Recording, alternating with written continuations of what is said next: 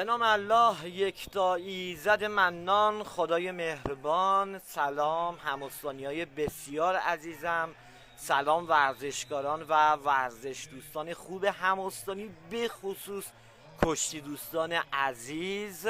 از گزارش ورزشی در خدمتتون هستیم. اعیاد گذشته شعبانیه رو هم خدمت یکایک شما تبریک و تهنیت عرض میکنیم. رقابت‌های قهرمانی کشتی آزاد نوجوانان استان سمنان در سرخه برگزار شد به همت هیئت کشتی سرخه و زحمات آقای عربی و دیگر زحمتکشان عرصه کشتی. ما 9 تا کشتی رو براتون انتخاب کردیم، خلاصه شده تقدیم حضورتون میکنیم. این کشتی رو که الان دارید مشاهده میکنید آرمین بابازاده از سمنان و محمد غیاث الدین هست از بسطام. آبی پوش بسطامی هستش که حریف رو تو خاک میبره، میره حرکت بارانداز انجام بده، یه حرکت و میره که کارو تموم بکنه و ضربه بکنه. زحمات زیادی رو داره میکشه آرمین بابازاده که ضربه نشه.